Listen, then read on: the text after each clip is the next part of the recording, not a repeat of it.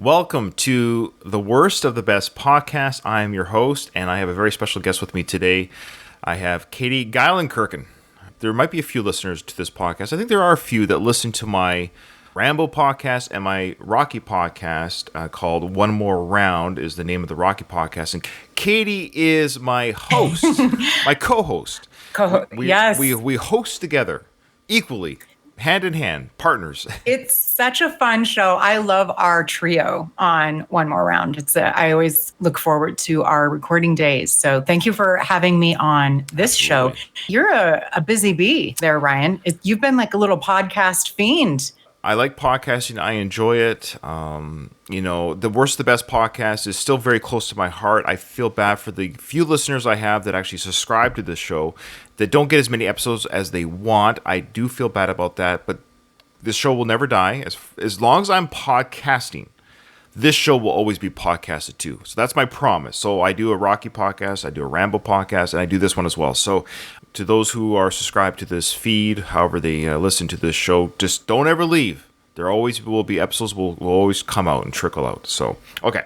The reason why Katie is guest hosting with me today on this episode is because my brother Jason, who I usually podcast with on The Worst of the Best, he's not a Friends fan. He never watched it. I don't think he could name any of the characters necessarily. Tisk, Jason. It's too beneath him. Okay, let's just be honest. He's one of those, comedy about, these. Granted, I'm speaking for him. I've known him my whole life. I think I've known him my whole life. And I'm 99% sure he is not a Friends fan. I can guarantee. He didn't even watch Seinfeld, put it that way. So, okay. He's just one of I was those. just going to ask, actually, was he more a Seinfeld person? For comedy, I think, what did he like? Boy, I'd have to ask him. I know he I think he was a fan of, is it Just Shoot Me with David Spade? I actually really like that too. I've been rewatching some of the reruns. It's nice. Is that the one? Cheeky. Is that the one where the guy from Seinfeld's in it? The guy with the deep voice. Is that the same? Am I thinking of the same comedy? Oh, Rules of Engagement. Sorry. With Putty is Putty. That's a good show too. I like that show. It's a very good show. So my brother actually turned me onto that one back then. So shout out to Jason. That is a fun show. Yeah, sorry. Rules of Engagement. I love David Spade. He's so funny. I like him. Yeah. Okay. All right. Today's episode is Friends-centric, and I can see, Katie, that you are wearing a Friends sweater. Do you want to describe the Friends sweater that you're wearing? It's kind of embarrassing, actually, of a story, but Friends was on from 1994 to 2004, 10-year run. Oh, okay. I purchased this sweatshirt. It's a white sweatshirt with just the Friends logo. Right.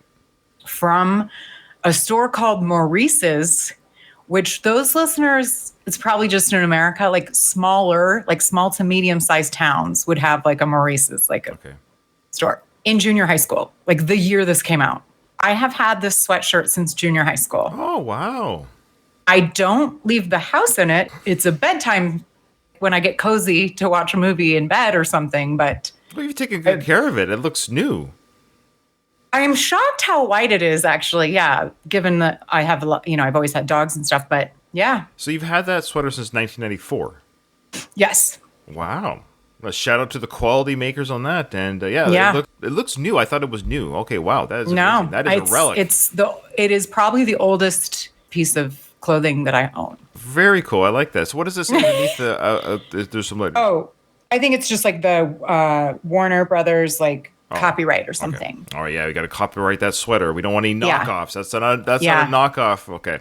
Before we get into our topic today about Friends, what's your fandom with it? Did you watch it from day one? I'm probably one of the ultimate fans. Yes, I was in junior high in '94 when it came out. This was back when it was on the Thursday night lineup of NBC, which was like the coveted. The best shows were on. Like Will and Grace, I think, was when it came out. So it immediately caught my attention because partially it's like these are 20-somethings and, I'm in junior high. So you usually kind of like the people that are older than you. And then it ran through for 10 years. So then in 2004, I was out of college. So it was my formative years. And I kind of grew up with Friends. I mean, it made these people's careers, although Courtney Cox was probably the most famous. Right. It just kept getting better and better, especially probably those middle seasons. And I own all of the DVDs. I have the is it Trivial Pursuit? There's like a Friends that's right, Trivial there is. Pursuit. That's right. So I'm the youngest of three girls, and we all just say lines just randomly out when or the rest of the people we're with have no idea what we're saying, but we do. In fact, there was my sister Megan's wedding. My other sister and I, of course, were, I think, co-maids of honor, and the priest or the whoever, the Officiator, pastor or whatever, was like saying something about the giving and the receiving, and my sister and I that were standing up were like laughing uncontrollably. And then later, people they were like, "What were you guys laughing at?" I'm like, "It's a Friends joke." Right. When I, of course, back in the '90s, late '90s, started watching. I was a Frasier watcher, Seinfeld, and I think I was like my brother Jason. I knew Friends, of course, existed. It was probably the third season. And it's making the waves, headlines. You're seeing them on all these TV Guide and magazines. This cast, right?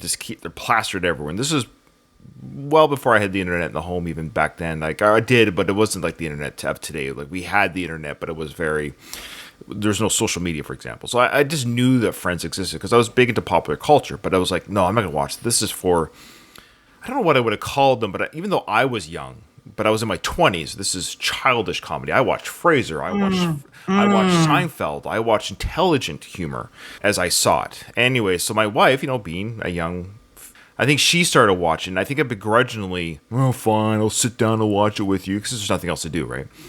But then, I started to really quite enjoy it, obviously. And I was like, oh, this is good. And then became must-see TV for me as well. And I think I did miss a few of the earlier episodes because this was before streaming, of course, and PVRs. I mean, I had a VHS recorder, but the repeats were hard to, I didn't even know. So I did buy the DVD box set myself when they all came out. So I ended up watching the whole series before they started streaming. Now they're available to stream everywhere. I think it's in Canada, Friends is available on Crave is the app.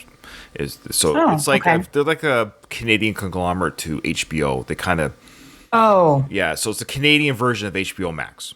Okay. Yeah, it's called Crave. So you can watch Friends, the whole series. But again, I bought the DVDs not knowing that TV would ever stream. Like this was back in the day. Now I would say I have watched the series officially all the way through from beginning to end in order with all the 10 season DVD box set twice. So do you have a favorite character or for sure? I was definitely the Gellers. I was a fan of the siblings. Okay. And I like them all for their different beats. At the end of the day, like Joey was my least favorite. Okay. Because he was that tough guy, dopey. He was a fan favorite, especially I think with females, because he was the tough guy with a heart. Didn't he date Rachel for a spell? Yeah, and everyone hated that. Yeah, Nobody liked that. I didn't like it either. I was always Team Ross for Rachel. Oh, for sure. I was a sucker for their relationship, and it pained me when they broke up, and it pained me when Ross was a dick about it. Like all these things, like, oh my gosh, Ross, you have Rachel. Like, but I had a total crush on Courtney Cox. To me, her Friends years. I mean, she's still a beautiful woman. I'm not trying to be misogynistic. I'm just saying, when I was in my 20s, watching Courtney Cox on TV, I was absolutely smitten by Monica. I thought she was just a great catch, and I loved her character. And so the Geller siblings were my favorite two of the six. I'm glad to hear that, Monica, that you thought she was so pretty, because I think all the girls are beautiful. Yeah. I think that Courtney Cox, she's just like a stunning beauty. Yeah, I know most everyone loves Rachel. I get it. And I Rachel, get it. Even Brad Pitt. But for some reason, I was totally smitten by Courtney Cox. Yeah. I think she's prettier. I think so too, actually. Yeah. Yeah. But I'm a big fan of Lisa Kudrow, and I just think she plays Phoebe. I can't imagine anyone else as her. It's just perfect. So yeah. They all did great. And then of course Chandler and Matthew Perry, may he rest in peace. Oh, sorry, not yet. Oh. Yeah. Did you watch the reunion? I can't. You know why I can't watch it? James Corden hosted it. Oh, isn't he Canadian? No, or did I make that up? That's right. He's the worst. He's absolutely the worst. I can't watch him. I must not see much of him. I don't know very much about James Corden. Yeah. Anyway, so I still may watch it, but I've read so much about it where it was just mixed Harry reviews. I went to the dentist. It was rough. That's what the official byline was, but apparently he was. Yeah. And so that's hard for me to watch. I actually have a hard time watching cringe, whatever side of the politics you're on. This is kind of a side note. My brother, he always sends me Joe Biden slurring speaking. It's hard for me to watch. I don't care what You're side like, of the fence you're on. I just get like, yeah. oh, this is so embarrassing. I can't. I do feel bad for public figures to some degree because they can't escape the. That's what they signed up for it. They signed Yeah, up. that's true. That's true. That's true. But anyways, I just say that. So regarding this reunion, I've heard some things about. I saw the headlines, read some articles on it, and I was like, oof, I don't know if I can. It doesn't sound like it's fun. They're supposed to be fun. You were probably better off skipping it. I did watch it, and I honestly don't really remember that much. So it must have been not that good. So sometimes I think things are better left sleeping dog lie or whatever. I don't know. That's my long way of saying I enjoyed the show, love the show here. But I think the show, as it went through, it got better. The cast got better. They got into their groove. Like watching that first season, especially that first episode's rough. It did take them a minute to get into the characters. Because the writers write to the actors. This is what happens because the actors bring their own. Matthew Perry gets to be more Matthew Perry and all this stuff. So they become in their own more. So here we go, folks. Yes, this is our long intro. People are like, holy crap, guys, shut up. But then again, if you're listening to this because you're a Friends fan, then this should be good. Look, there's thousands of podcasts out there that talk about Friends. I'm sure there's two girls right now podcasting about Friends with wine. And I'm sure in all those episodes, they have talked about things that maybe have aged poorly. But that's what today's episode is about. The show ended 18 years ago. Oh my God, that doesn't that make you feel old? Makes me feel old. Well, it makes me feel old. It's crazy because it still seems like a newish sitcom to me, but it ended 18 years ago. 18 years ago. Wow. And a lot has changed in our world. I'm going to give a little bit of a preface. I'm 47 years old. I'm white. I'm a male. I'm straight. I'm married. I'm boring. Well, you hit the lottery, didn't you? Yeah, I know.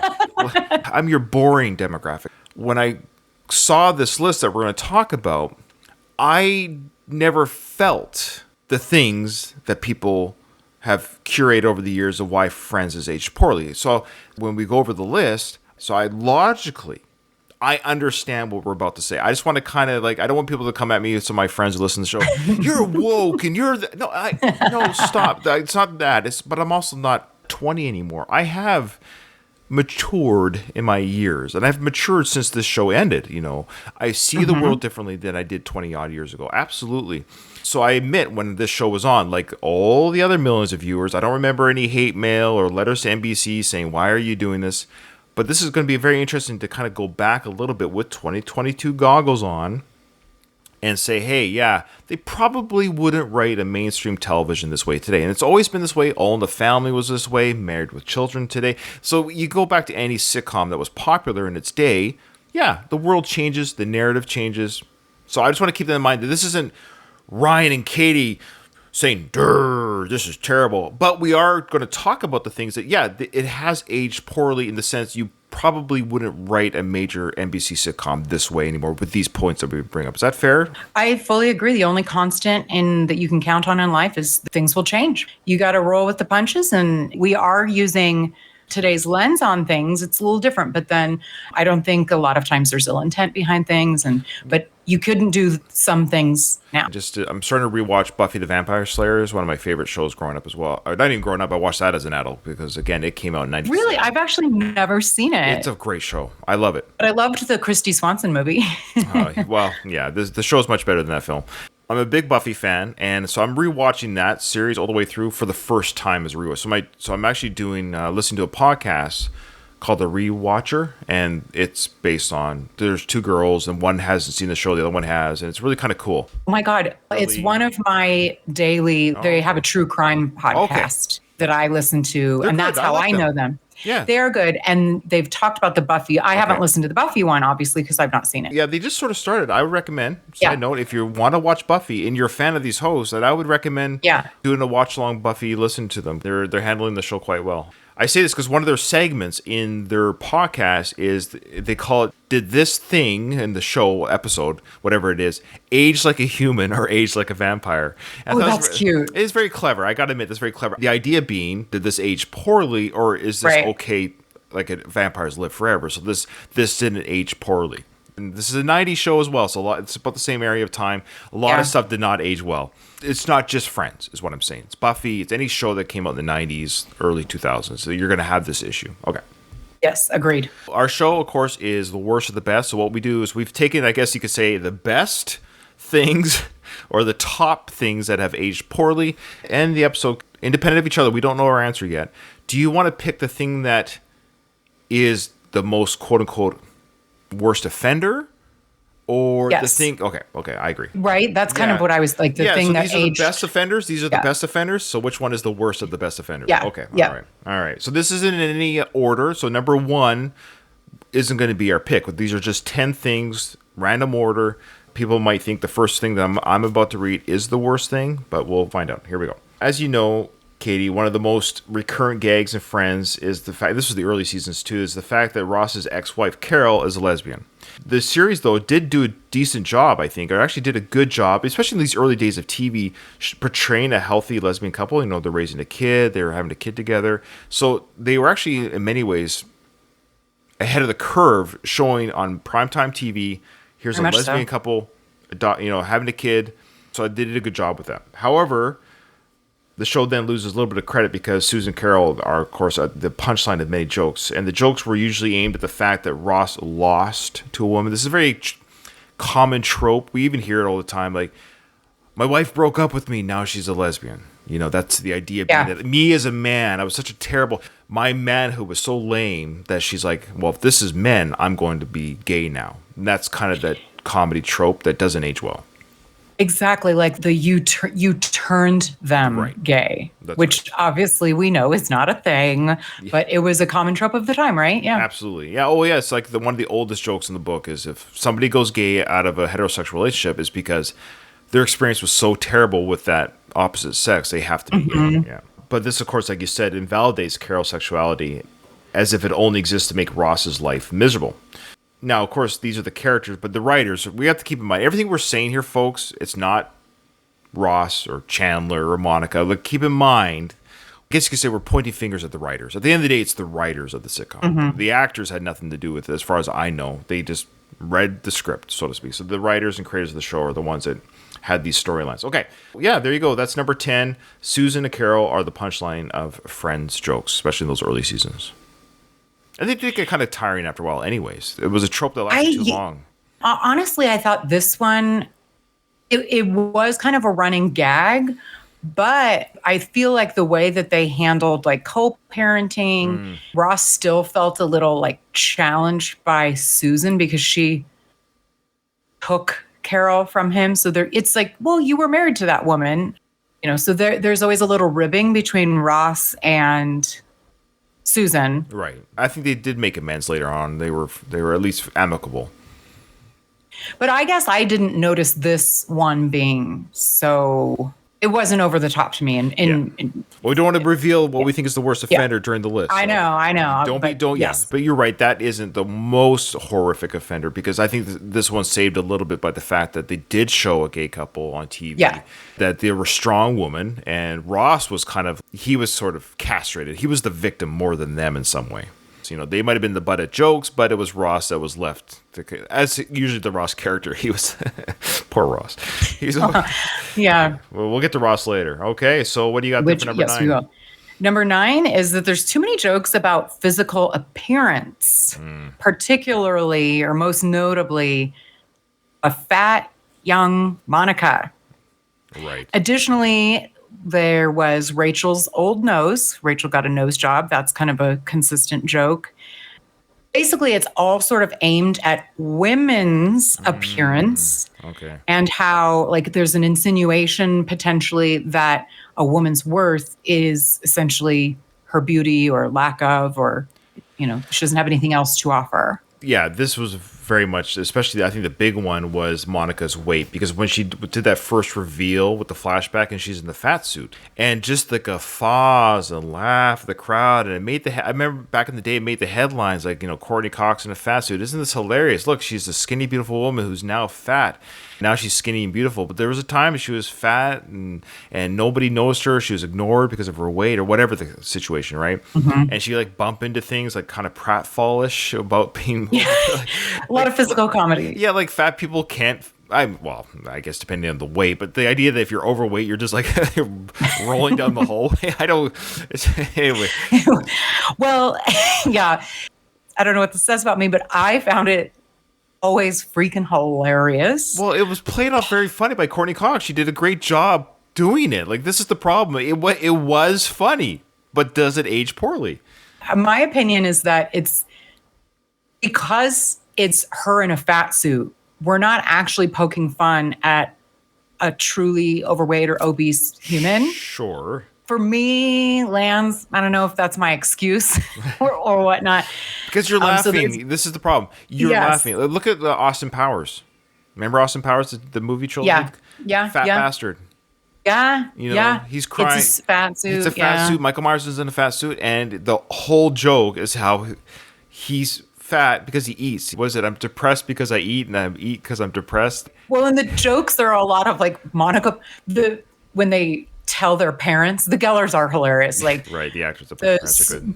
Hurricane whatever didn't break the porch swing, Monica did. Or why were you always hanging out with that Russian or Ukrainian kid? Because this mom put mayonnaise on everything. Like, she ate all the Girl Scout cookies. Or, so there's stuff like that. But it was played because she is so opposite of that. Courtney Cox herself was known, especially at the time, as being, there were a lot of articles written about, why are the Friends girls so skinny? When it first started, Rachel was like a normal looking woman, and then she lost 30 pounds. They did lose weight. Yeah, I've seen Rachel's face, or Jennifer Aniston's face in the first season. It looks like baby fat on her face, it looks like still. Yeah. She lost like 30 pounds, which is a lot for someone of her stature. But those two particularly at a certain point, that was a time, the 90s were a time of wafy thinness. There was even this fat, the physical comedy, particularly Monica being fat. Did you ever watch Beavis and Butthead? Oh, yeah, of course. Are you familiar? There was I don't know why it's the dumbest show ever, but I thought it was hilarious when I was 13 or whatever.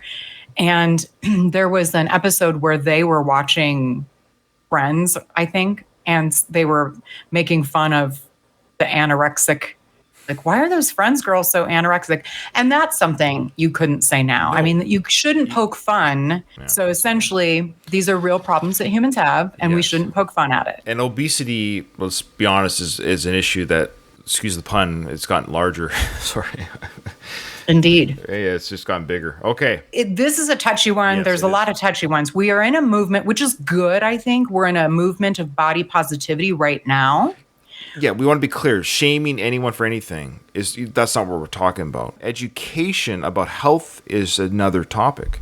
You can be healthy and not super skinny. Of course. I think what we're saying is there's an extreme component that you wouldn't see on any TV show, even now. Sometimes I think it's possible for people to try and spare feeling so much that the pendulum swings that you can't even recognize, hey, you could die. Like, this is not.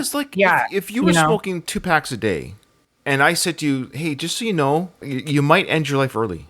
Now, if I say that, am I misogynistic?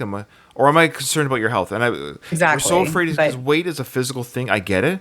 Yeah, but if somebody it's a touchy one. It's so. Let's say underweight's the same thing. That's what I'm getting. You're right, anorexia. Yeah. That will also kill you. Undernourishment will kill you. People die of starvation, so it does kill people. Overnourishment will kill you. Mm-hmm. They have physical indicators. That's when you're extremely underweight, like anorexia. It's also, they're both mental health issues to a degree as well. Yeah. But, for sure. Yeah. But people are saying, hey, this is a physical indicator that your body is in an unhealthy state. If you have cancer, I would recommend chemo. If you are a smoker, I'd recommend to stop. If you overdrink, I'd recommend stop drinking. If you overeat, I'd recommend cut off the sugar and carbs. But if I say that... It is interesting. And so with the 90s, it was the age of the supermodel and, all of the beauty magazines. And I was obsessed. I was obsessed with weight, unhealthily so. That's right. Absolutely. So I think we've moved in a, because you always compare yourself. I'm like, well, I don't have a 22-inch waist. I must not, there's something wrong with me. Right. Your value there you go. Perfect. Yeah. Your value as a human is not dictated on your looks. So there you go. So we want to make this clear on our show. Boy, we're going to get the hate mail is going to. What I'm trying to get at. I have kids and I care about them, so I want them to be healthy. That's all it is. Mental health healthy and physical health healthy. Absolutely. Balance in all things. That's all it is. Balance. All right, boy. Well said. Well said. We're all over the place. Well, this is it's touchy. The topic, the 10 ways that something ages poorly. Oh boy. That's just the way that it is. Like, again, it's things do age poorly. Well, this So one might be what's a up little, next? well, this one might be a little bit less controversial, so to speak. This is that Ross is a quote unquote nice guy. But is he? So one of the central storylines of Friends is the will they or won't they relationship between Ross and Rachel. From the very first season, these two characters share a mutual attraction that grows into love, but is often disrupted by the drama throughout the show that carries their relationship throughout the episodes. But as we know, spoiler alert, in the last season, everything is happy for them at the end. But when you rewatch the series, or if you take a look back at your memory banks, we start to notice that Ross's attitude wasn't exactly that of a romantic hero. He might even be considered a red flag. He's often jealous, extremely so, throws tantrums when Rachel interacts with other men. He's also maybe misogynistic himself because he believes he's better than other people because he has a PhD. He often talks about his PhD. Again, it's comedic effect, the way he is. Thoughts on Ross maybe not being such a nice guy? Yeah, it's interesting because over the course of the series, it's almost like flamboyantly so. Right. You know what I mean? He gets a little ridiculous towards the end. Yeah. They become characters of themselves. That happens for every show when it lasts a little bit too long. Yeah. That's a much better way of saying it. They force him to go on sabbatical at work because he kind of loses it.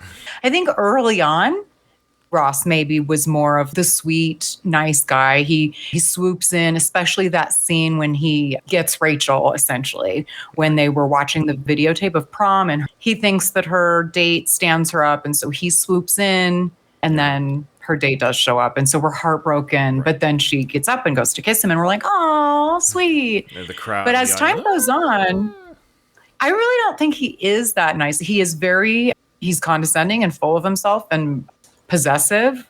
If you look for these things, sure, but it's just kind of a running thing. We're to the degree, but we're saying on the surface, you want to talk about surface things, maybe he's not as nice as we once thought. If you look back at his behavior, Ross might have needed some therapy. Yes. One of the things that's not listed, I don't know what category it would fit in, but he's one of the things they poke a lot of fun at is his, he loves to get married. He gets married, like he's been married 3 times or something.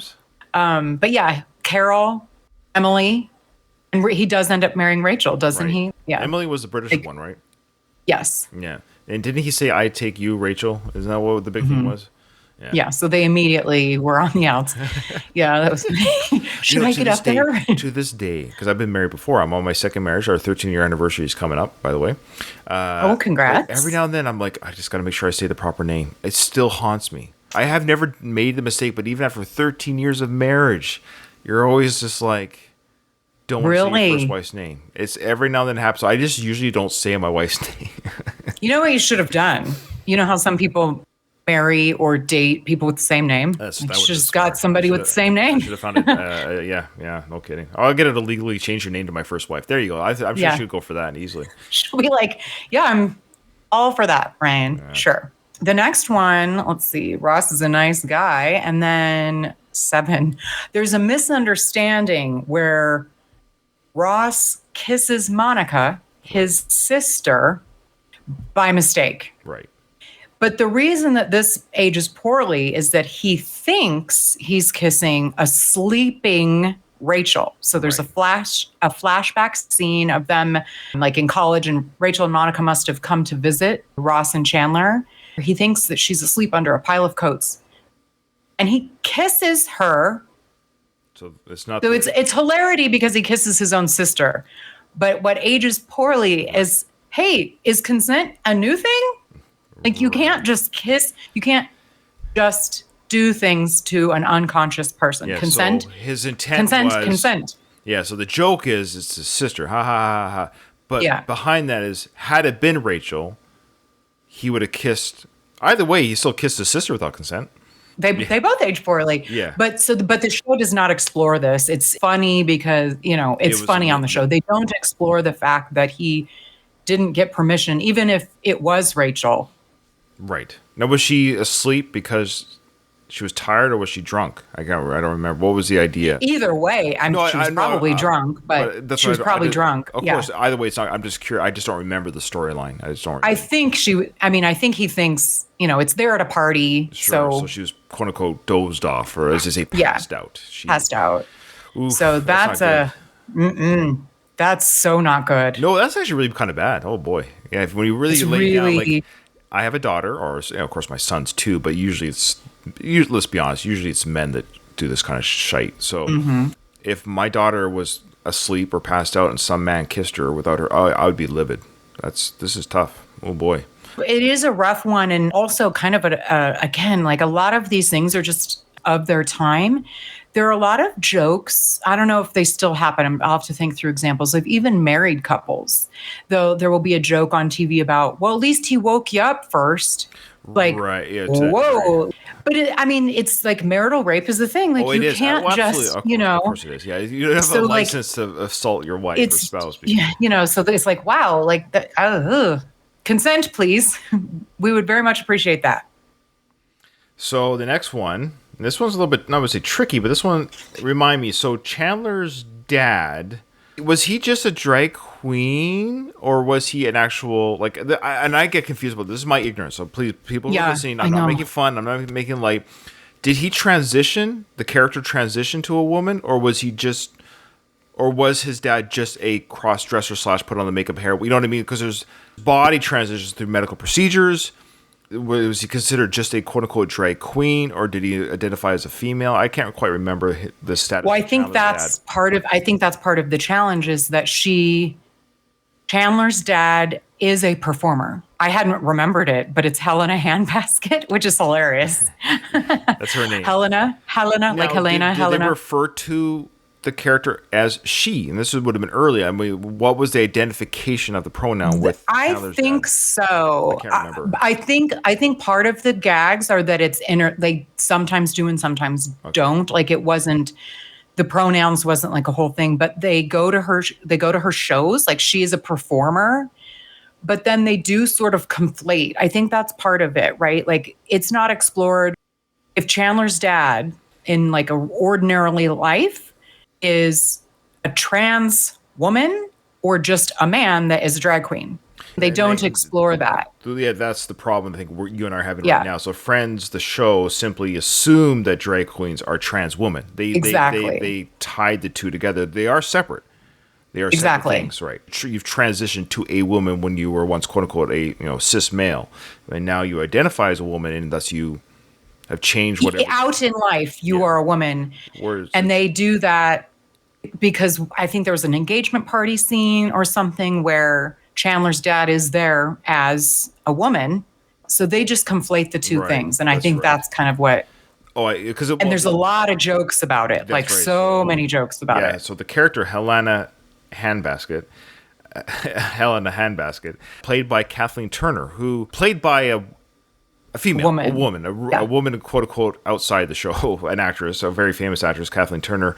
And we know, of course, you mentioned on one of your episodes when you talked about Jewel the Nile on our podcast network, you mentioned this very plot line played by Kathleen Turner, how as she got older, I wonder if she's a smoker, honestly, but as she got older, she got the gravelly voice, she put on a little bit of weight, wasn't quite the stereotypical bombshell that she was in the 80s. So to her credit, she kind of embraced the difference of her own appearance and voice by playing a man, so to speak. She played a man as a female. So I kind of give her credit, a little bit to embrace her own, hey, I'm not the bombshell I used to be, but I'm going to still have fun on TV and embrace that. However, the show kind of handled it not the best because they also made it seem like Chandler's own sexuality was affected by this. So jokes were pointed towards him like, oh, you must be a gay man because your dad's gay. Like so the parents would automatically traumatize someone in this way. So the idea being that because you have a gay parent, then your life will somehow be traumatic. Like straight parents have never caused trauma to their children. Exactly. And his mom is straight and she's like a wowzers. I mean, she is also played by a super Morgan Fairchild. Oh yeah, she's gorgeous back in the day. Friends, it was just funny because that's hilarious. Yeah. Chandler's parents are Morgan Fairchild and Kathleen Turner. Yeah. Hilarious. There's just a lot of jokes. One that I can think of is Rachel has not met Chandler's dad before. And there's something about sometimes they're like, oh, I want to keep my parents apart because they fight or that seems to be. And they're at a party, an engagement party, I think. And they're like, hey, Rachel, just try and find Chandler's dad and, talk him up for a while. keep him away from blah, blah, blah. I can't remember what exactly it was. And she's like, okay.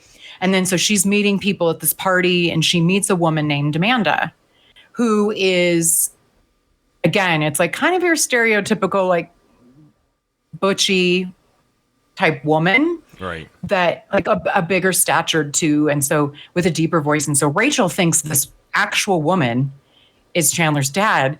And she goes, oh, I get it. Man, duh. Like, do you remember that scene? Yes. Well, yeah. Those don't play well. Those would fall pretty flat nowadays.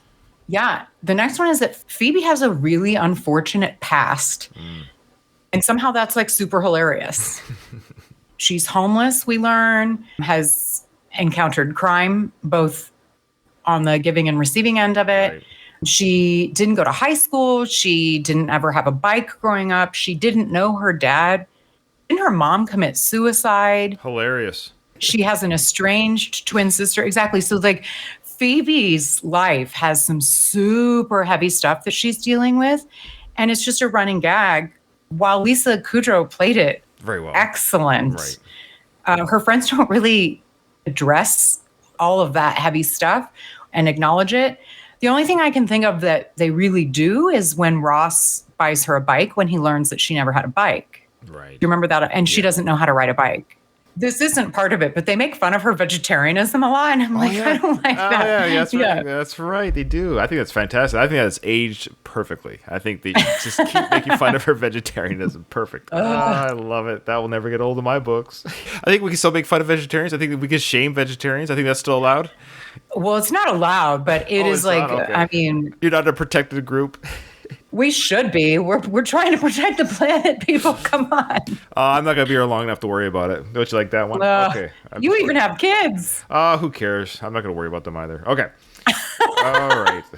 So what do you have any additional thoughts about that? Regarding, it's funny. That was an interesting one that was on the list in general, but fair point. Again, we're talking about our mental health. We're talking about, we're looking at a comedy show in a real world situation. But however, I mean, a lot of young people watch this and there's no real discussion. Like Phoebe seems to be adjusted enough. I mean, she's weird. She's quirky. We get that. That's her character. She's weird and quirky, but she's also very sweet and kind. And so I don't remember, do we learn how she got through this? Do we learn how she overcame this? Do we learn why she's able to hold a job and pay rent or have friends and have her own social life and love life? How did she get through this mucky muck? So that might have been an interesting, had the writers said, hey, we got an opportunity here to teach kids or people who are in these tough situations, who parents do commit suicide, people who were mixed up in the wrong crowd and crime, or maybe give a little bit of indication how this character became part of society in a healthy way. We don't even really learn how, because she's sort of the outlier of the group.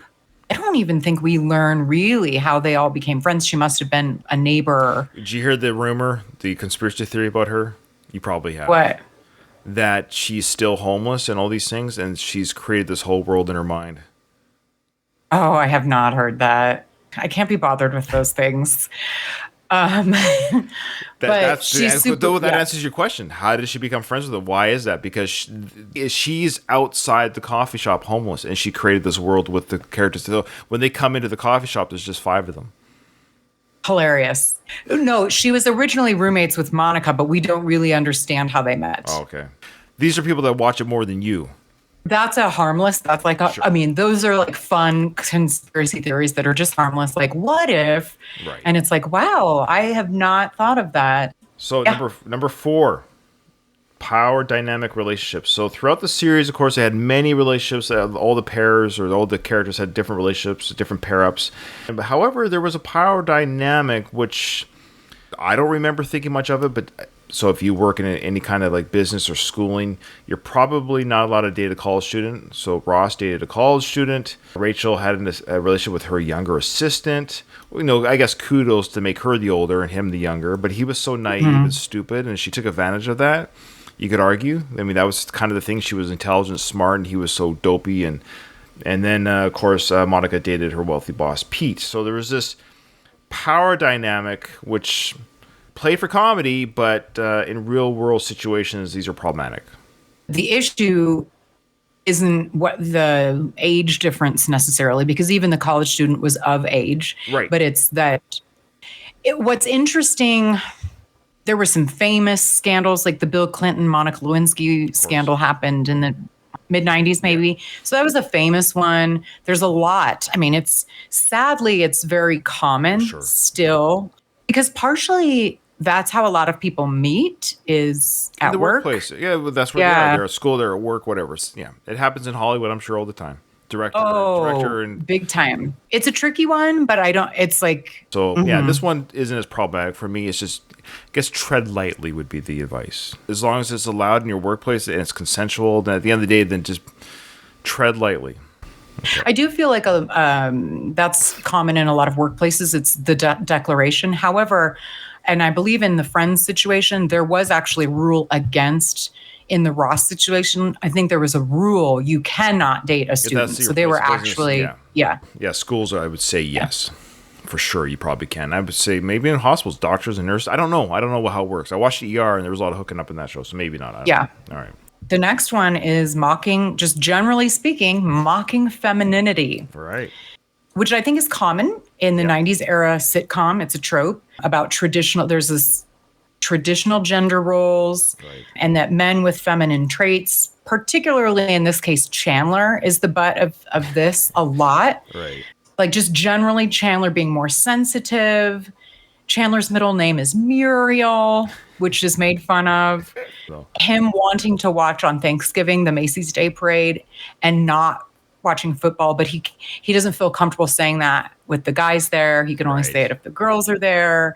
And then later in the show, when there's a tangent, I kind of want to go off about all the guests, the amazing guest appearances, like all the people. But Giovanni Ribisi, who I love, he's so great. He plays Phoebe's. He marries that older woman, Deborah Jo Rupp from that 70s show. That's right. Yeah, so they get married and can't have kids. So Phoebe has triplets for them. That's right. And they'd given them names. They let Phoebe name one of the babies. Phoebe names the baby Chandler.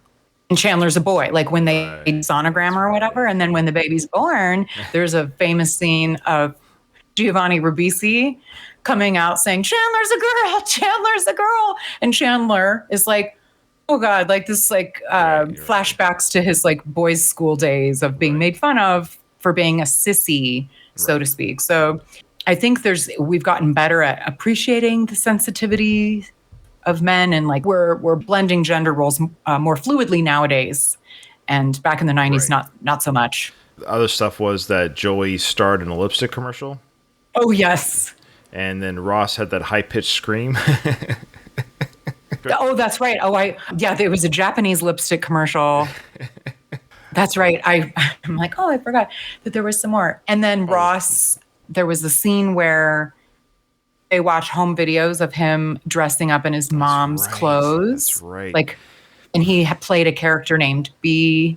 That's right. So now, I will say one show that I love, we talked about at the beginning of this episode, was Frasier. And Frasier, they tackled this but that was the thing, is that was their whole thing, was the two men were completely straight. It was every now and then it came up, like I think it might have happened once or twice in the whole series, where like, oh, you're not gay type jokes, because they're very, the way they talk and they enunciate their words, and they have their little wine and Chardonnays and their dinners, and that's what makes it so hilarious, is how dainty they are and how proper and prim, the way they are uppity, but they act sitcom-y. Like, are you guys straight? But that's what we love about it. But they get away with it. I don't think it ages poorly. I don't know how to explain, because I've watched Frasier a few times as well. In the Friends, they would just go out and make fun of it. But the idea of the brothers in Frasier is the dad. That's kind of the joke. The dad's like, I think it was a couple times, I thought I had two sons, not two daughters type dialogue will kind of come up. But I don't know how it feels different with Frasier, but somehow they get away. I think maybe it's the acting or the writing. They seem to kind of get away with that trope a little bit, that the men, the two sons that the cop father had, aren't manly. But the father is. But the father's this manly cop, which you could also, that's just his time and age, right? Think about how old he was back then, and these men were men. But then Frasier explored that idea that you can still be a man and be straight, but enjoy opera and theater. The finer things. And so that was, so they did it they made fun of it per se, but at the same time they showed that these are they're definitely men who love women, but they like those finer things in life because they talk about outfits and that dress looks great on you. The way they acted at dinner parties and stuff. Anyway, I can talk about Frasier. That's funny that you say that because I can recall, and people might not be able to put their finger on it, so to speak, but there are people, probably, I don't want to stereotype, but maybe an older generation, Martin's age perhaps, that didn't enjoy the show because of that. Oh, maybe. I wouldn't be surprised. So Frasier was probably maybe ahead of its time. Yeah. Perhaps. Yeah, maybe. Yeah. Stand by for the reboot. It's coming out. Not reboot, but is it really? Another season. Another mini season. Yeah. Are they all coming back? No, so it's going to be another, like, you know how Frasier was in Boston? Then he went to Seattle. Now he's going somewhere else again. So it's going to be a new cast of characters around him. Yeah. Oh, I don't really like that. Well, but I wasn't a huge fan. I'm a huge fan of Frasier, but I will say this: they got away with it from Cheers to Frasier. They might be able to do it again. If they get some smart writing and Kelsey Grammer is great. Like, and I don't think it's gonna be a 22 episodes. It might be 8, 10 type thing. Kind of. I can see that. The things I liked about Frasier weren't Frasier. Sure, it was the other cast I really liked. But yeah, we'll see. I trust Kelsey. I'll trust Kelsey. He's a pretty smart guy. Okay, we'll see. Okay. Oh, was it my turn? Sorry. Yes. We're down. Yes, we're down to number 2.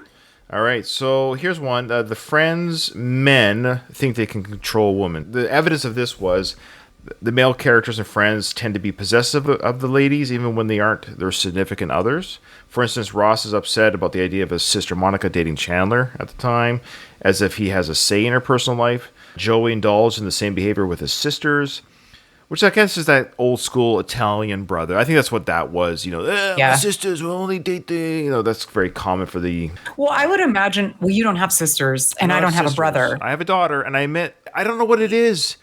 I'm more worried about my daughter dating them. Well, you feel more protective. So I don't know what that means. Does that make me? What does that make me? When people say things like that, the way that I counter it, I don't have children and I don't have brothers, so I'm like, what would that would be weird. But I think it's really important, considering that we talked about consent a little bit ago, is that there was a long period of time where people didn't feel like they had to worry about their sons because women were always the victims of a man's whatever.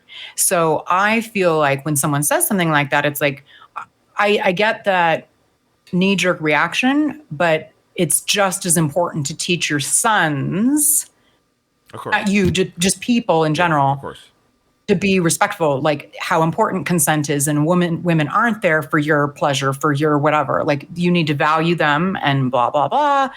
It's becoming more common for parents to have those conversations with their sons. Don't feel like you have to do anything. That's right. That's right. Don't feel pressure. I know how guys think because I am one. Since the dawn of time, women have been the prey. Right. We've put all of the onus on a woman to protect herself, to be from the predator. Yes. And it's like, hey, how about we just tell guys not to be shitty? And we're getting better at that. So this is something we are doing better at. I think education in this area, I'm totally for. Absolutely. Yeah. All right. So I know the characters are coming from a place of caring and protectiveness, but they have to allow the woman to be like, I think I can handle my own relationships. Yeah. So fair. All right. Last one. Okay, so there's not any diversity in Friends. There's barely any diversity on the show. So all 6 main characters are white. Right. Despite them being in New York City, which is famous for being an extremely diverse city. Now, there are a few love interests that are people of girlfriend, right? Didn't he have a? Well, there was a couple. There was Aisha Tyler. Yes, and Gabrielle Union were both brief love interests for, I think, both Ross and Joey. However, I will say that the Gellers are Jewish, at least. And from a diversity perspective, they are all even from the same area. So again, New York is kind of a transplant city.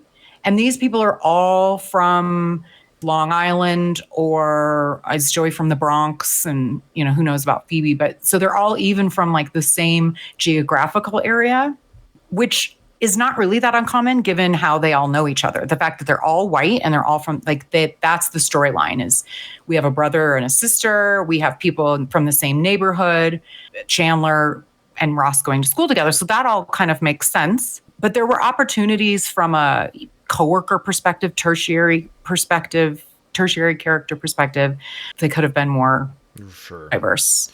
Yes, this doesn't age well.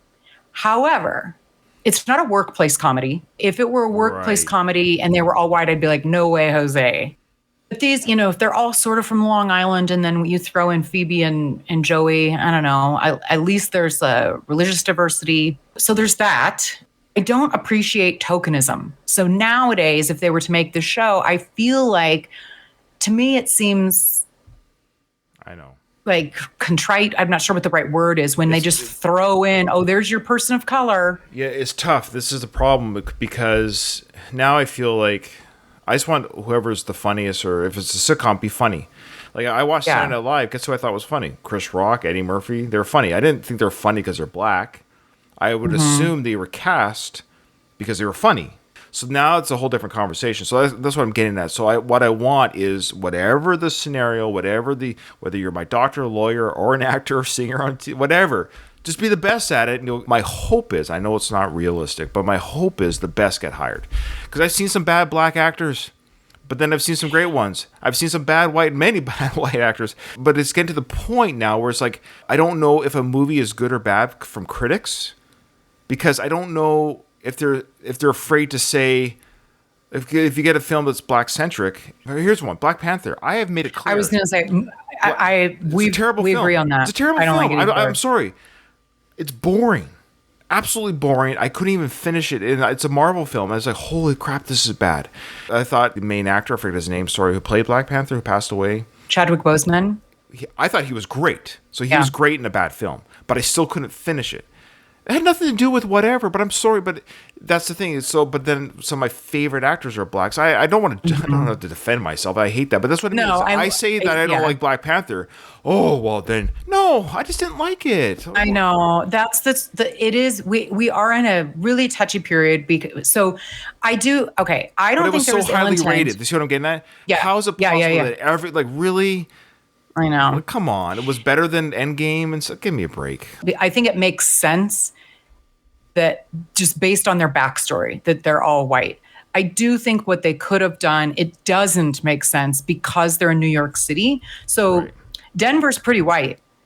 So if you did a show in Denver and you went to a random cafe, there'd still be people of color, but not as many as the random cafe in, I don't know if they were in the East Village. I can't remember where they are. But it does seem there should have been more of the coworkers, more of the whoever just that they encounter be, of a diverse background. Here's an example of where it didn't feel forced. King of Queens, one of my favorite comedies of all time. Love King of Queens. Deacon, Doug's best friend's black. Mm-hmm. And it never felt forced, and but they did do some like black humor jokes, like the idea of race came up. But here's a show that started in the late 90s, early 2000s, and that was a great example of they got the best actor for that character. Their chemistry was awesome, and it never felt forced. I'm like, oh, of course Doug has a black friend. No, it felt like a natural friendship. So, great. Yeah, so that's what I like when you do have shows that are able to have the diversity, and it works, and it doesn't feel like, oh, we have to do this. So I think King of Queens is a great example of that. I don't like it when it feels forced. And there's plenty of, from a perspective of this not aging well, I think there are still a ton of shows. And I think that's the complaint, is that there's not as the representation, like you said, of 100 people in any given city or whatever.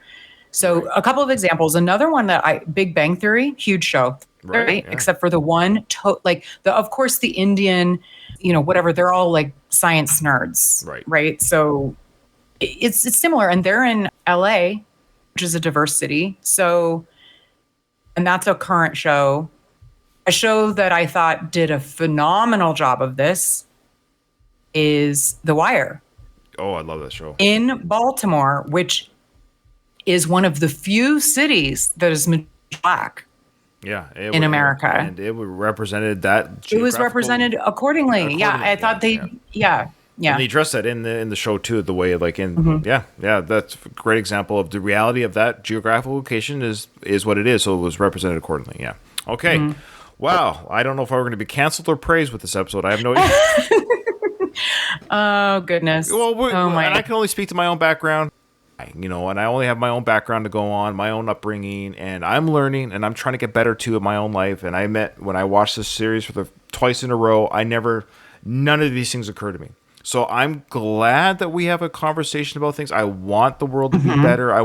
None of these things I want more of. I'm not reading this saying, I wish they had more non-diverse. I don't want more. I want things to be fair, equal, but also I want the best at whatever it is. The best writers, the best actors, whatever it is, whatever the pool of people is. The Friends writers and the people behind the show, they are top notch, high caliber. And They've they're worked on white. lots of other things. They might have Yes, a hard there's time writing. yeah. Like I would have a hard time. Hey Ryan, go write a Chinese story. I don't know their culture. Well, I don't think know the their argument background. would be, why don't you hire, add a but that wasn't the goal of the show. No. It's like sometimes there are shows where the goal is different than this, and it was the 90s, and there were some missed opportunities, Yeah. but overall, it is super white, but And these are just 10 things over 10 seasons, so that's 200 Yeah. plus episodes. It's not bad. They weren't perfect in predicting 2022 or 2023's rose-colored Exactly. glasses. And it's still an enjoyable show. I think I'm going to have to give it another rewatch. And every sitcom has things that don't age. Like, again, Buffy. I'll bring Buffy again. There's things that age terribly in that. I'm just watching the first season right now. There's a lot of cringe. Like, oof, you wouldn't say that today. we're only talking about cultural aging, really. But what I notice more, again, I know the only way I'm not unconventional, the only minority group I'm in is that I'm a woman. Right. But I still kind of hit the jackpot as well from being born with a lot of privilege. Right. So I have that lens.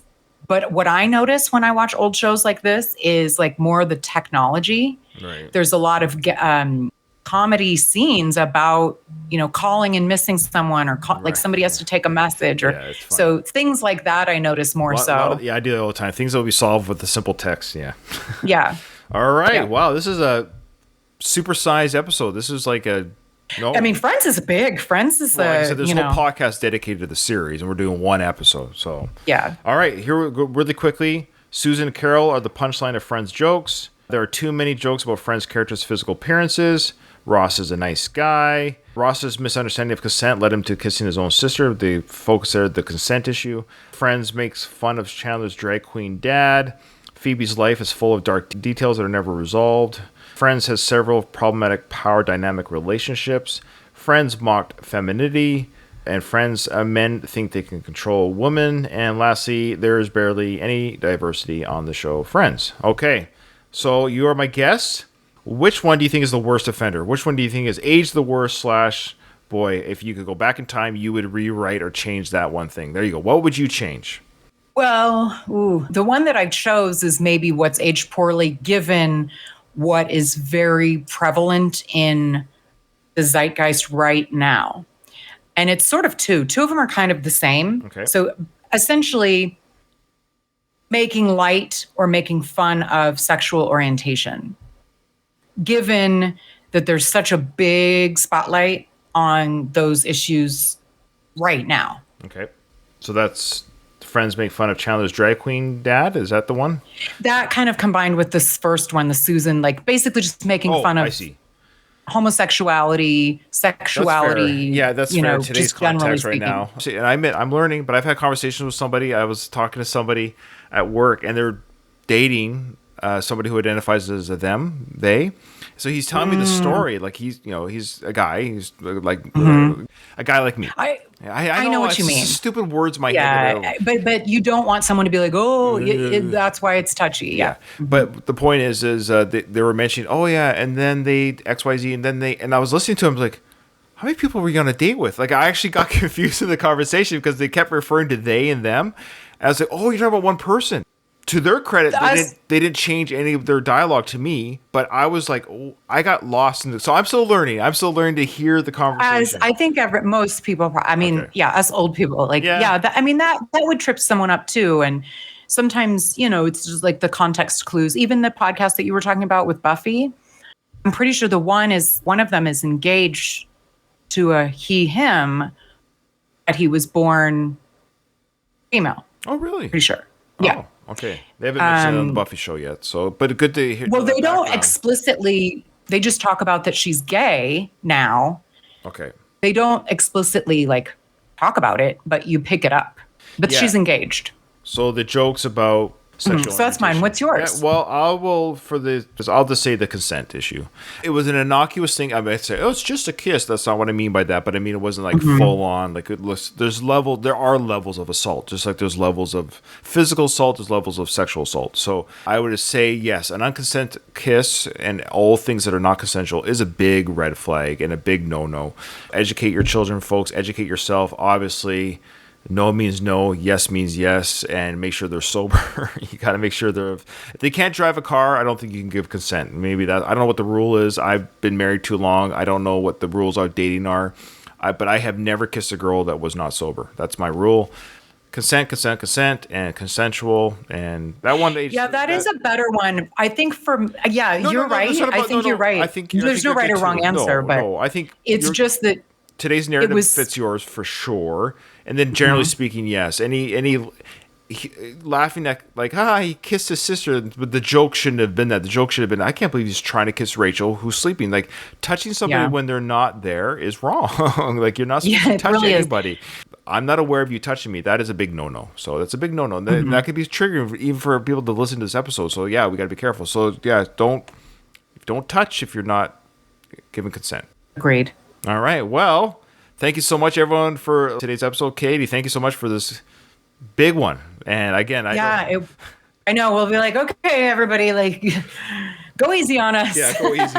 Yeah, we're stupid. We don't know anything. We don't know. But Friends is a fun show. Go watch it, everyone, if you haven't already. So good. It really is. It is a good show. It's fun. And thank you so much. Remember, in front of every silver lining, there's a cloud. And today it was making fun of your sexual orientation or those who are different than you, and non-consensual kissing.